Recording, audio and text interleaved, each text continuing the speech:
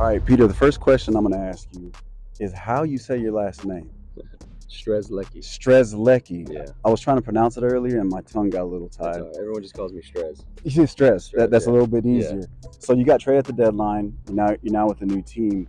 What was it like coming over from the Brewers to the Diamondbacks? And like, what was that transition like for you? So if I'm gonna be honest, it was definitely tough. I really didn't expect it. Things were going well, with Milwaukee, and I didn't really see my name in any rumors or anything. Not that I really checked for that, but it kind of like caught me off guard. Leaving all my friends and everybody there. It wasn't. I mean, when I got here, it wasn't great, but once I got comfortable and got to know names and people here, it's been better. Definitely excited this spring. Coming in here now, knowing some people and just a different experience. But it's definitely crazy. Honestly, it's wild. It's different. I've only been with Milwaukee, so just trying to learn and get comfortable. I mean, I had the same experience whenever I got traded from the Marlins to the Mets. It was like I played against these guys, but like it's weird to try to like implement your style within the group. But one thing I've noticed that like in most baseball like locker rooms, there's always the same type of people in each locker room. You just got to figure out which one is which. How do you alter your actual weightlifting from off season to spring training? Do you change it much, or like what's the process with that? Definitely every year, you kind of like transition. You start with your off-season program, and when you first get to spring, it's pretty light workload Right. From the pitching standpoint.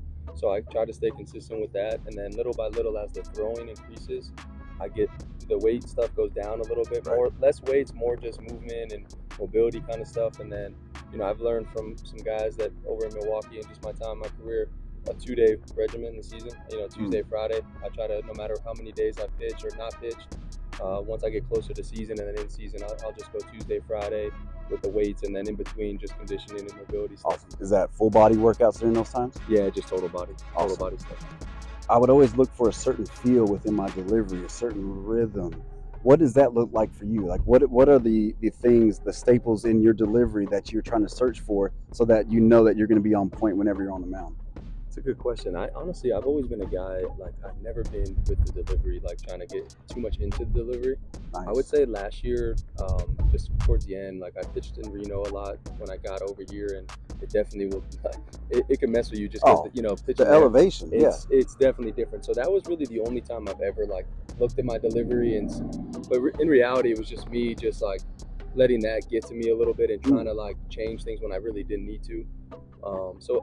For me, it's never been a delivery thing. It's just a feel. Just how's my body feeling? If I feel smooth and athletic, I feel good. And if I don't, I feel tight. I try to figure out in the weight room what I can do to loosen up, stuff like that. So that's always been my thing with the delivery. But what about whenever you're on the mound? There's times where like I haven't quite yet crafted my routine just right, and then when I get on the game mound and I'm thrown in the game, it's like, oh, I'm feeling a little bit awkward. So like, what do you do in those times? Do you try to take off, or what are things that you work into your delivery to try to loosen yourself up? I don't know.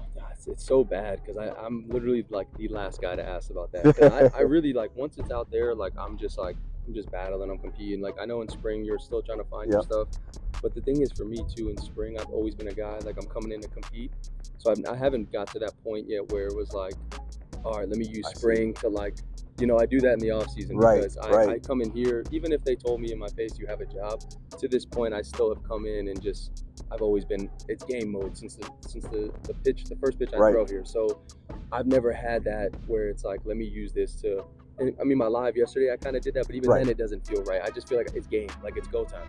So like you have to put this pressure on yourself, right? You have to feel like that pressure in order to get the best out of you.